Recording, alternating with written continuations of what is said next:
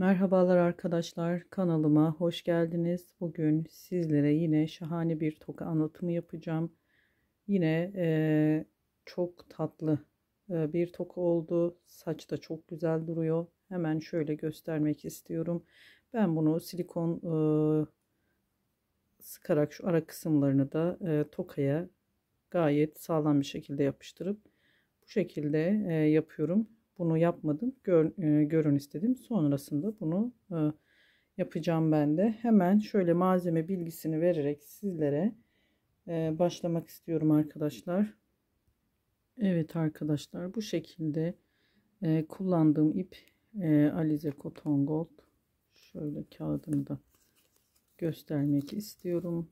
Ekran resmi alarak bilgileri bu şekilde tuhafiyelerde bulabileceğiniz bu ipe yakın bir ipte, bakın %55 pamuk, %45 akrilik bir ip özelliği.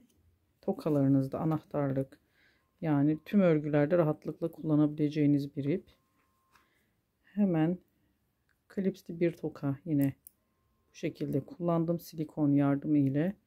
Yine iyice sağlamlaşmasını istiyorsanız bunu silikonla da şu kısımdan yapıştırabilirsiniz. Yine böyle küçük boyutta şu uç kısımlarına şöyle birer tane böyle boncuklar, ince görünümlü boncuklar, plastik tuhafiyelerde bulabileceğiniz, şöyle ortası da bayağı bir boşlukta ipi ucunu çakmak yardımıyla yakıp rahatlıkla geçirebilirsiniz. İğne ile de yapabilirsiniz bunu.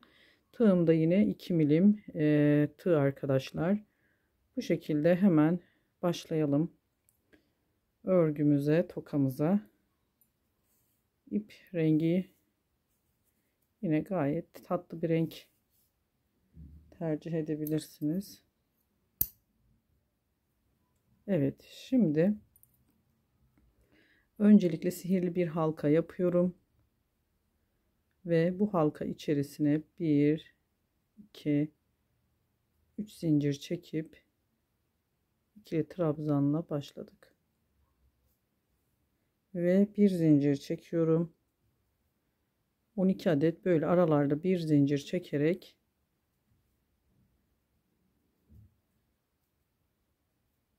trabzanlarımızı örüyoruz. Her trabzan ördükten sonra bir zincirle diğer trabzana geçiş yapıyoruz.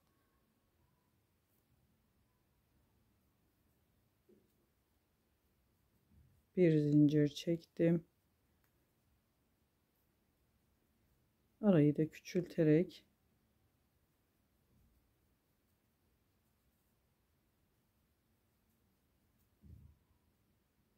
çektiğim şu 3 zincir sonrası boşluğu sayıyorum. 1 2 3 4 5 6 7 8 12 boşluğumuz olacak toplamda. 9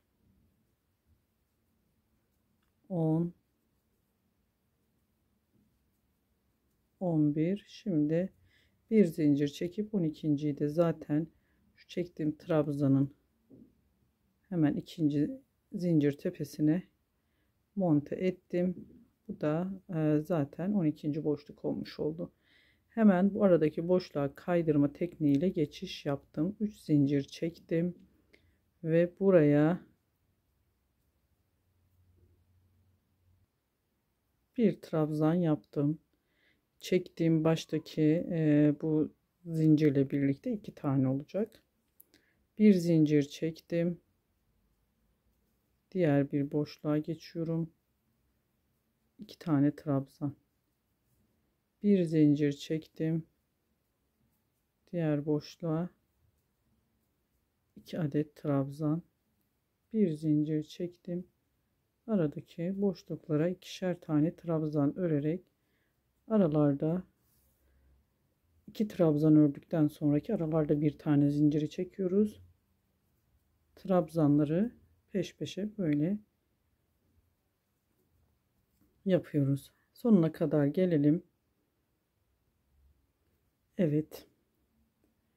Bu şekilde sonuna geldik. Bir zincir çektim. Hemen yine bu 3 zincir tepesine batarak birleştirdim arkadaşlar. Şimdi Buradan kaydırma yapıyorum. Direkt şu trabzan başına yaptım bir tane. Bu boşluğa geçmek için de buraya geçiş yaptım. Yine 3 zincirle 1 2 trabzan yaptım. Çektiğim 3 zincirle birlikte 3 trabzan olmuş oldu. 1 2 3 artırarak devam ediyoruz. Şimdi burada 2 zincir çekiyorum. Genişlediği için böyle toplanmaması adına 2 zincir çektim bu sırada. 3 tane trabzan, 2 zincir,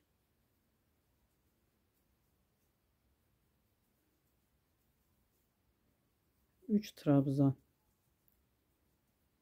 2 zincir,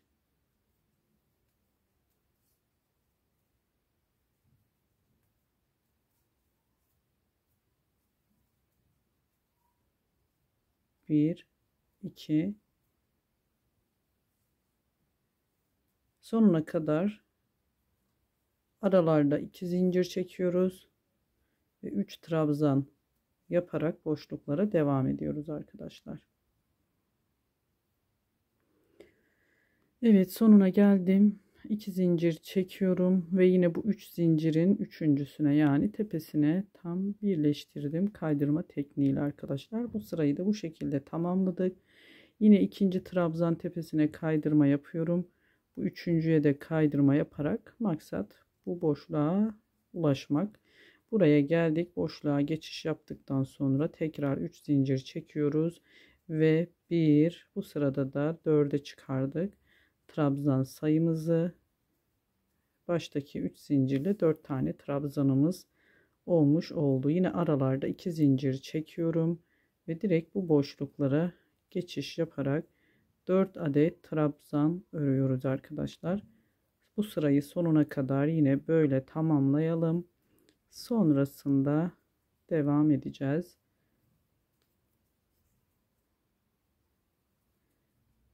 Bu araya geçişlerde 2 zincir çekiyoruz yine. Zaten artırmalarımız trabzan olarak da artırma yaptığımız için toplanma gibi bir sıkıntı olmayacaktır. Sonuna kadar gelelim, yine devam edeceğiz.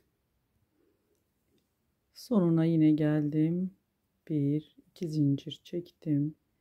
Tam yine 3 zincirin tepesine kaydırma tekniğiyle birleştirdim. Bu artırarak yaptığımız sıralar tamamlandı. Bakın ilk sihirli halka içerisine tekli trabzan yaptık.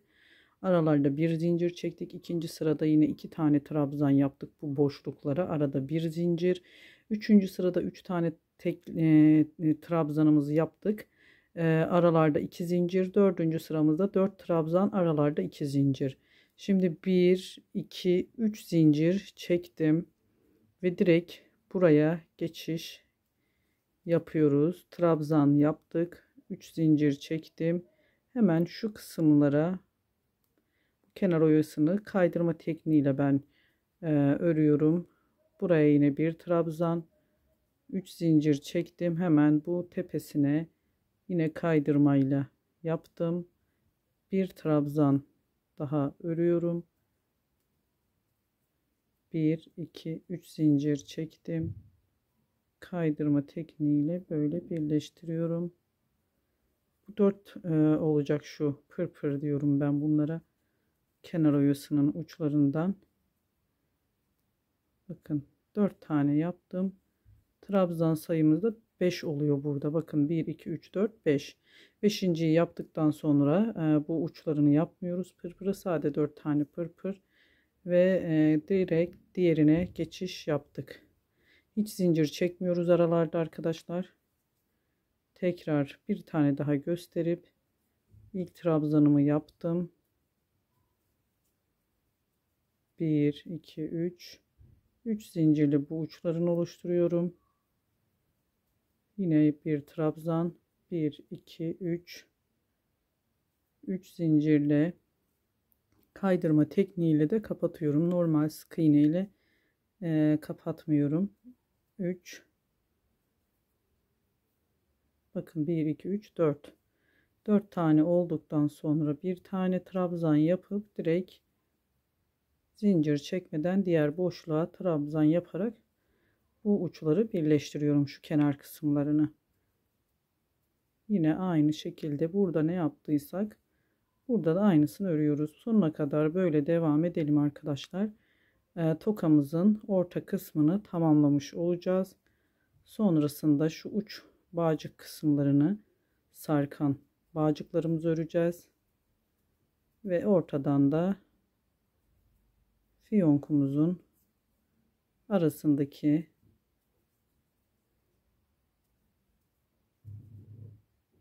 küçük parçayı örüp birlikte dikeceğiz. 15. trabzanımı yapıyorum ve direkt boşluğa trabzanla geçiş yaptım. Bu şekilde ben böyle dörtlü yaptım.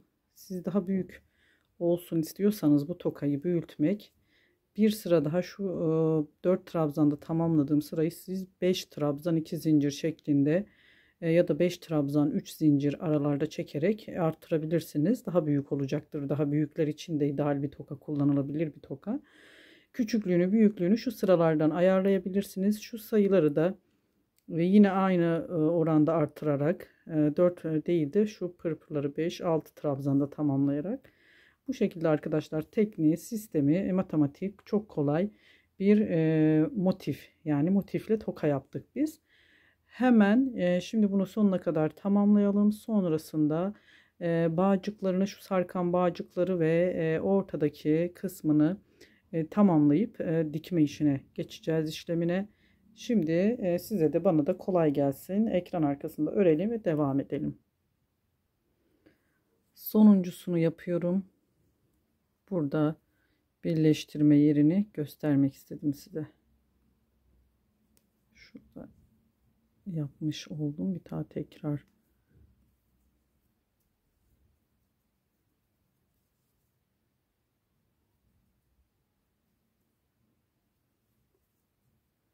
Dördüncü trabzanım.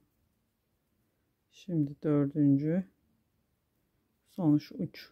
1 2 3 4. Ve şimdi 5. trabzanı yapmadan şu başta çektiğimiz 3 zincirimiz vardı ve buraya hemen tam tepesine kaydırma tekniğiyle birleştirdim. Bakın hiç başlangıç izi, yeri hiçbir şekilde belli olmuyor. Bunu 5. trabzan olarak sayıyoruz.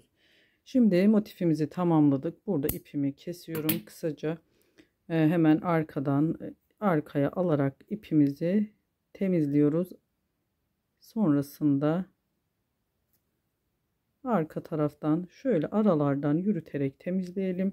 Bu ipimize de düğüm atarak yine şu ara kısımlardan temizleyerek, ister iğne takarak bunu yapabilirsiniz, isterseniz tığ yardımıyla arkadaşlar. Böyle bu şekilde bir motifimiz oldu. Şimdi hemen şu bağcıklarını yapıp zincir sayılarını sizlere vereceğim. Sonrasında da fiyonkumuzu bu şekilde katlayıp oluşturacağız.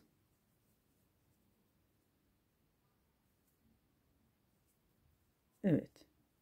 Tokamız böylelikle hazır olmuş olacak. Şimdi hemen hızlıca ben iplerini temizlemeden sizlere bağ sayılarını, şu uçlarındaki sayıları vereceğim. Önce bir kısa bir uzun yaptım ben. Şöyle uzunlu kısalı daha hoş görüntüsü oluyor. Siz dilediğiniz uzunlukta yapabilirseniz, isterseniz 3 adet yapabilirsiniz o bağcıkları. Ben önce bir tanesini 70 zincirle yaptım. 70 zincir çekelim. Bu şekilde çok sıkı zincirler çekmeyelim. 70 zincir çekelim. Diğeri de zaten aynısı olacak. Özür dilerim. Öncelikle şunu göstermek istiyorum. Geriye alıp şu boncuklarımızdan ipe 4 tane geçirelim. Boncuksuz yapmak isterseniz zaten direkt yapın. Ama uçlarında şöyle ince boncuklar olsun istiyorsanız boncuklarımızı bu şekilde ipimize 4 adet geçirelim, gelelim. Evet arkadaşlar, şöyle 4 adet ipime geçirdim. Hemen bir tanesini başlarken bir tanesini bu zincir sonunda takacağım.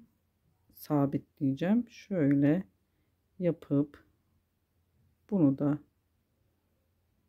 alıp ucundan Bu şekilde zaten bu ipleri en son gizleyeceğiz. 1 2 bundan sonra 70 adet zincir çekiyoruz. 4 5 6 7 8 9 70 adet zincir çekelim. 70 adet zincirimizi çektik. Hemen diğer incimizi de burada sabitleyip hemen yanındaki zincirin tek dalına kaydırma tekniği yaparak aşağıya doğru ineceğiz. Bu kadardı yani. Sık iğne oldu ama çok kalın oldu. Bu kaydırma tekniğiyle daha hoş durdu. Daha ince bir bağcık oldu. Sonuna kadar böyle tek dallarına her birine batarak böyle aşağıya doğru inelim. Sonunda tekrar birlikte olalım. Evet, kaydırma tekniğiyle sonuna kadar geldim. Sonuncusunu da yapıyorum ve bir de burada şu ilmek arasından sağlamlaşsın diye tekrar bir tane yapıp ipimi burada kesiyorum. Bu ipleri temizleyelim. Zaten burada bir tarafında olmayacaktır ip. Bu tarafında 2 adet şöyle aralardan temizleyerek bunları gizleyelim. Şimdi arkadaşlar bunu yaptım. 70 zincirle uzun olanı da 100 zincir çektim. Siz dediğim gibi daha uzun isterseniz kısalığını uzunluğunu siz ayarlayın. 100 zincirle yaptım diğer uzunu ben. Hemen yapalım birlikte aynısını örüyoruz. Sadece 100 zincirle uzattım biraz da. Hemen onu da yapalım. Sonra tekrar son aşamalarına geçeceğiz. Evet arkadaşlar hemen bağcıklarımızda böyle kısalı uzunluğu yaptık. Şimdi hemen şu belindeki sabitleyeceğimiz bu kemer mi artık dikeceğimiz o kısmı yapalım. 14 zincir çekiyorum. 2 3 4 5 6 7 8 9 10 11 12 13 14 zincirle hemen ikinci zincire sık iğne yaparak aşağıya kadar gelelim. 13 sık iğnemiz olacak. Sonrasında bir sıra daha örüp tokamızın birleştirme kısmına geçeceğiz.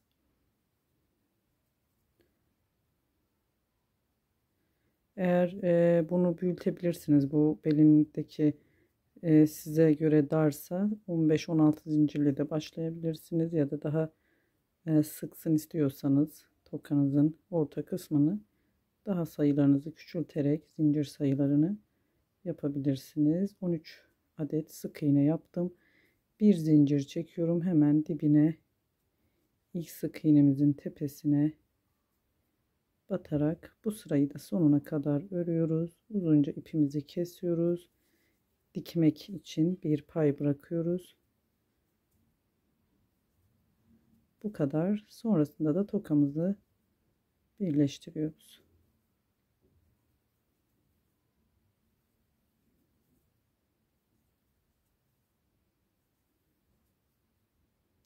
Sonuncuya da batıyoruz ve bir zincir çektim ben. Şöyle çok uzun da kesmeyelim, zaten dikeceğimiz yer şöyle karşılıklı şu kısım olacağı için çok ip gitmeyecektir. İpimi kestim, burada çıkarıyorum. Bu ipimi de temizleyip iğnemi takıp birlikte birleştirme işlemine geçelim.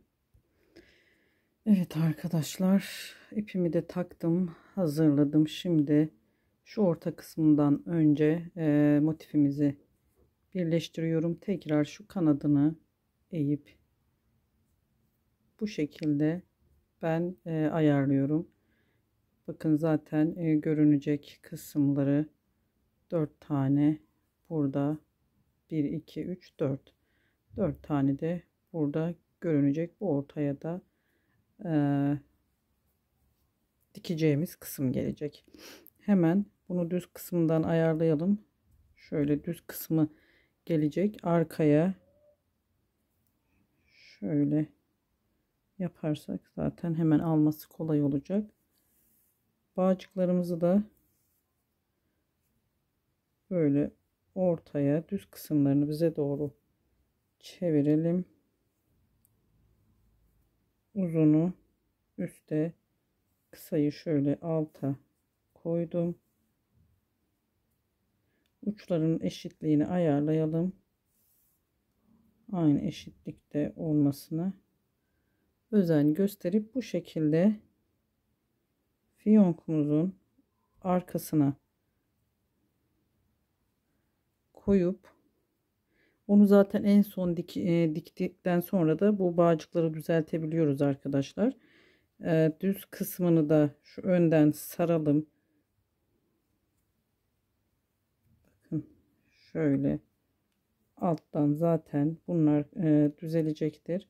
Önemli olan burada bunu tutturmak. Şu kısmı bir dikelim arkadaşlar.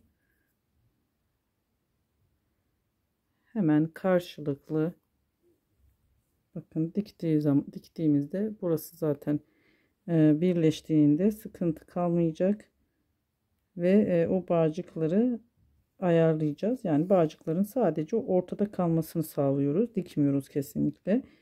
Bu yaptığımız 14 zincirle yaptığımız bu kemer görüntüsü olan ortadaki kısmı bakın bunu dikiyoruz. Yani bağcıkları rahat rahat hareket ettirebiliyoruz. Sıkıntı değil. Bu işlemi yapalım. Dikme işlemini. Evet bakın diktik. 2 kez de düğüm atarak tamamlayalım.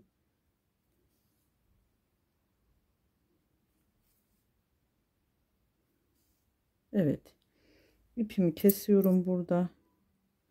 Yine şöyle aradan gizleyecek bir uzunluk bırakalım. Bakın bu sıkıntı değil. Gayet rahatlıkla hareket ettirebiliyoruz. Hemen kenarları da gördüğünüz üzere. Şimdi bu bağcıklarımızı şöyle alt taraftan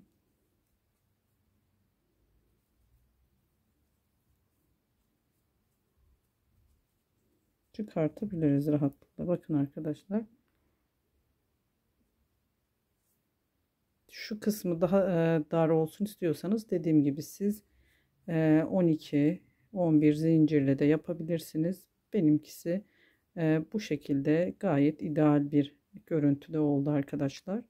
Arkasına da klipsi hemen takarak silikon yardımıyla yapıştırarak da daha çok sabit olsun istiyorsanız yani sağlamlaşması için buraya geçiriyoruz. Bakın bu kısmı geçirip denedim yani rahatlıkla şu alt iç kısımlarından silikonu şu diplerinden doğru yapıştırarak da tokanıza bu şekilde gayet sağlam bir toka oluyor arkadaşlar. Bu kadardı toka anlatımım. Şöyle ortalamak istiyorum biraz daha. Rahatlıkla ortalayabilirsiniz. Toka yapımını da tamamladık. Çok tatlı ve yapımı da çok basit bir toka oldu arkadaşlar. Hemen diğerini de göstermek istiyorum ben. Bakın iki rengi de çok güzel. Çok tatlı bir görüntüsü var. Bu şekilde tokamızı tamamladık arkadaşlar. Kanalıma abonelik ücretsizdir. Abone olarak beğeni ve yorum yaparak bana destek olabilirsiniz. Videolarımın devamı için başka bir videoda görüşmek ümidiyle. Hoşça kalın arkadaşlar.